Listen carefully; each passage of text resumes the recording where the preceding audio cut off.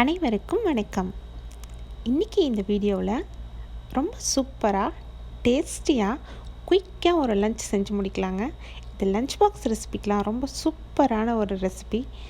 தக்காளி சாதம்னாவே பொதுவாக நம்ம எல்லாருக்கும் ரொம்பவே பிடிச்ச ஒரு ரெசிபி தான். வாங்க வீடியோவுக்கு போகலாம். எப்படி செய்கிறதுன்னு பார்க்கலாம். நம்ம சேனல் வீடியோ ஃபர்ஸ்ட் டைம் பார்க்குறீங்கன்னா மறக்காமல் சப்ஸ்கிரைப் பண்ணிக்கோங்க.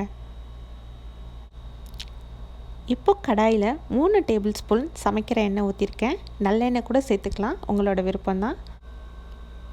கூடவே சின்ன துண்டு பட்டை, தாளிக்கிறதுக்காக கடுகு, உளுத்தம் பருப்பு 1 டேபிள் ஸ்பூன் சோம்பு,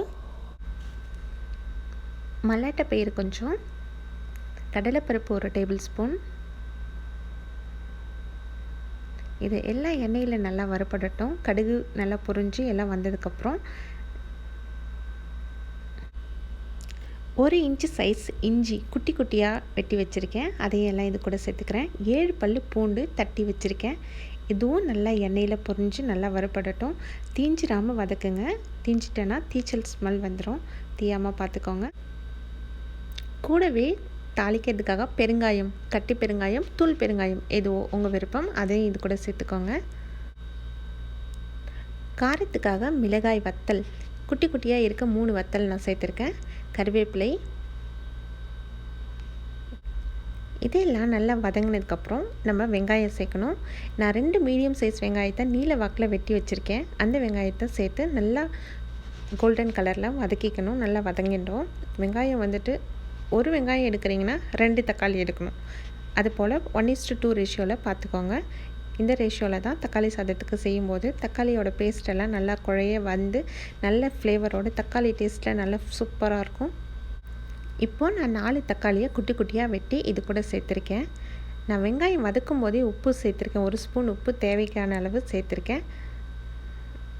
இப்போது வெங்காயம், தக்காளி, நம்ம தாளிப்புக்கு சேர்த்த இஞ்சி, பூண்டு எல்லாத்தையும் சேர்த்து ஒன்று போல் நல்லா குழஞ்சி வேகிற அளவுக்கு நல்லா வேக விடுங்க. இந்த டைமில் நம்ம தூள் வகைகள் சேர்த்துடலாம். 1/2 டீஸ்பூன் மஞ்சள் தூள், 1/2 டீஸ்பூன் மிளகாய் தூள், 1 டீஸ்பூன் மல்லித்தூள். இது எல்லா தூள் வகைகளையும் நல்லா இந்த எண்ணெயிலேயே தக்காளி, வெங்காயத்தை கூட சேர்த்து நல்லா வதங்க வச்சிடணுங்க.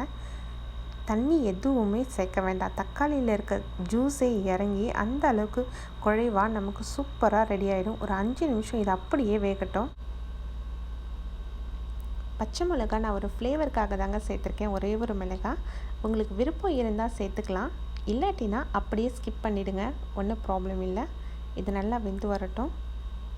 பாருங்கள், நல்லா திக் பேஸ்ட்டாக ரெடி ஆகிடுச்சு. நல்லா ஷைனிங்கான ஒரு உங்களுக்கு பார்க்கும்போதே நல்லா பளிச்சுன்னு ஷைனிங்காக தெரியும். இதுதான் கரெக்டான பதம். இப்போது கொத்தமல்லி போட்டு அதுவும் நல்லா இது கூட மிக்ஸ் ஆகி வரட்டும். கடைசியாக ஒரே ஒரு தூள் வகை மட்டும் சேர்க்கணும்.